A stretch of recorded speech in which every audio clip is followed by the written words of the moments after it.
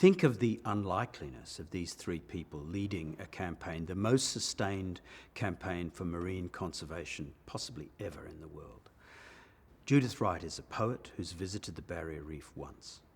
John Busst is a dropout Bohemian artist who had lived on an island on the reef. And Len Webb is a very humble ex-working class man, self-taught, who works as a rainforest ecologist. So they are, on the face of it, ill-qualified to fight this. What they do is two things. One is they mobilise the public against the requests of many of the more conservative conservationist people, many of the more conservative scientists think that you should never involve the public, you should never involve amateurs. This is a matter for scientists and for governments and administration. They said, in effect, bugger that. And they went out and they campaigned through the newspapers, they wrote, they went to schools, the volume of stuff they produced is extraordinary. And they also lobbied parliamentarians, Gough Whitlam when he's up there in the reef, John Gray Gorton when he's up there on the reef. They lobby him personally.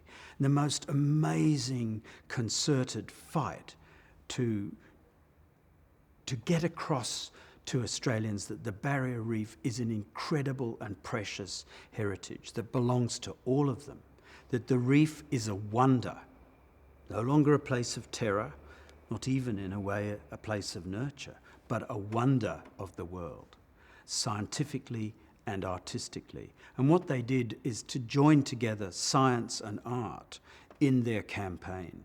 They were both saying, you should love the reef because it's a beautiful place and because to visit it is a sensual and extraordinary experience. But you should also love the reef because this is the greatest marine concentration of marine life anywhere in the world.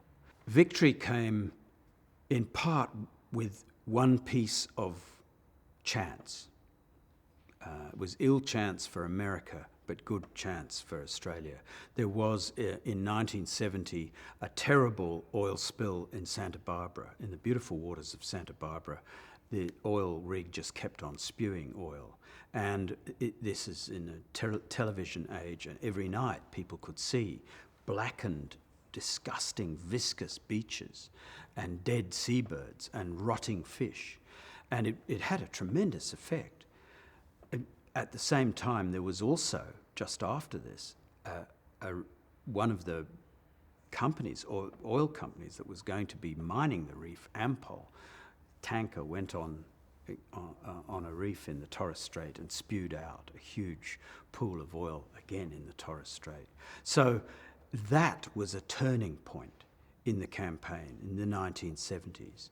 And it was all this material that they had put out changes people's opinion.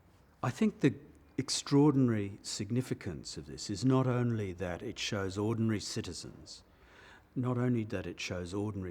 people without enormous power and influence, stopping governments and major oil companies intent on desecrating the environment. It is a merging of art and science. It's a merging of the beauty and wonder of the reef as an artistic and emotional thing with its beauty and wonder as an ecosystem and as a source of food and as a source of cleanliness of the water and so on.